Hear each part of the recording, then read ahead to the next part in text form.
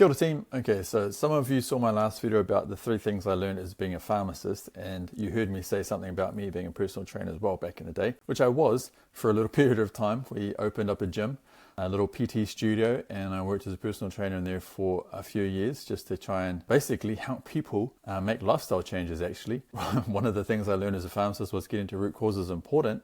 And so I wanted to actually help people get to those root causes and make change at that level. And so I ended up retraining as a personal trainer and opening a little PT studio. Had a couple of other people working as PTs with me as well that we employed to help train our people. So yeah, here's a few things that I learned from being a personal trainer. The first thing would be asking good questions is really important. Being able to ask questions to help people to connect what they're thinking and feeling to what they're experiencing was really important. So a quick example, from one perspective, it would be connecting people's experience in their training to what's going on mentally and physically. Where are you noticing that pressure? Where are you feeling that right now in this part of the movement? What is it that you're noticing? Where are you experiencing any pain? Kind of these kinds of questions helping people to connect. What do you notice when you push up through your left leg instead of your right leg? Getting people to think differently and then to act differently through the actual training session was actually quite a big thing for people. Because they're so used to doing something some way, and then these kind of questions would help them think of something differently and try something different. And so that kind of helped them to recognize there's a connection between how I'm thinking and feeling and what I'm experiencing right now.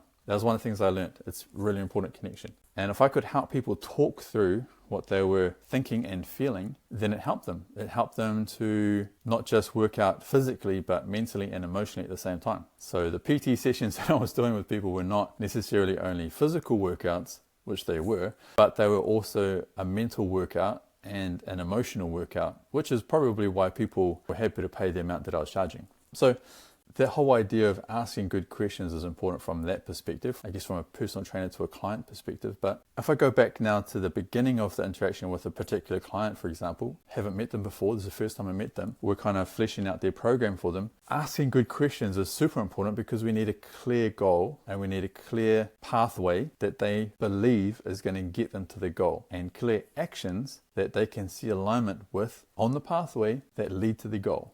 Now that seems super simple, but actually that's such an important part of the initial corridor that we have with people, because if you can't see alignment and you're not fully convinced that doing X action is going to get you to Y outcome, when it gets a bit tricky, when it gets hard and stuff like that, you're not going to carry on, right? You're going to find a reason not to do it. And so having good clarity all the way from what our actions are on a daily basis to what the overall pathway is that we're on, which we believe is going to lead us to the end outcome or the goal that we're working at, those are important things. So yeah, that was number 1. Asking good questions as a PT, super important.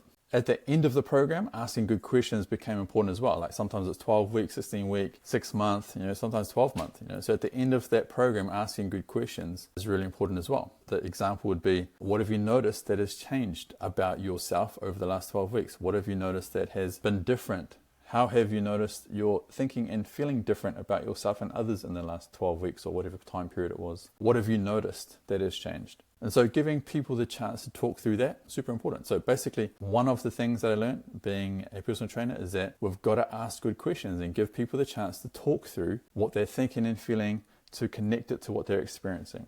The second thing would be changing long-held habits is hard for some and easy for some. I know it doesn't make sense initially, but some people were able to make changes to stuff that they've been doing for decades really quickly. And other people found it super difficult and would go back and forward, back and forward. You might have experienced it yourself. What I noticed about that is there was a couple of things that would make a difference. One is willingness and commitment. The level of willingness and the level of commitment were important for this one. If you were super committed and there was a reason for that commitment that was outside of yourself, that maybe included loved ones or other people that are important to you, then commitment level was higher. Willingness to be led instead of feeling like you know all the answers and already know the theory of everything, but you haven't really applied it. So willingness to follow, willingness to be led instead of trying to lead all the time. That was another key point. Probably another one that goes along with this, why some people were able to change long-term habits really quickly or sustainably, is because they had really clear goals, like super clear. It's like they could already see the finished product or the finished outcome or what they're trying to achieve, they were already experiencing that. And so it became easier for them to kind of translate that into the actions that they needed to take to get there. Another one would be recognizing their progress regularly and getting the momentum that comes from seeing progress or feeling progress, or even just recognize it. Sometimes you can't see it visually.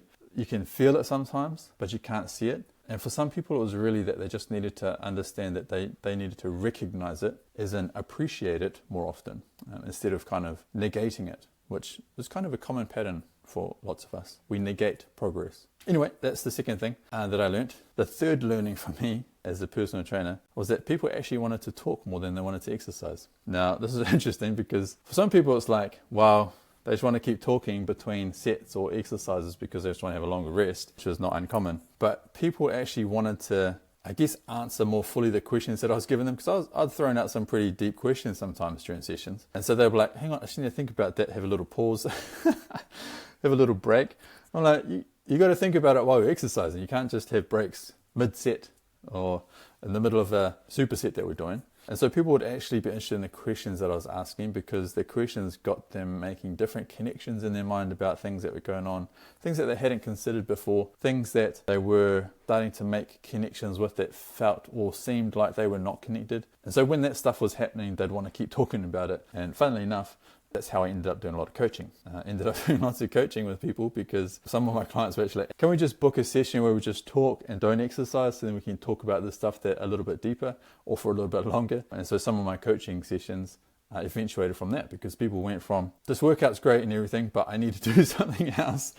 I need you to help me with this stuff that's going on mentally or emotionally. Yeah, let's do that instead. So that was cool, because it gave me the opportunity to talk more about the coaching side of things and helping people move through blockages, whether those are mental or emotional, helping them progress. So 3 things that I learned from when I was working as a personal trainer.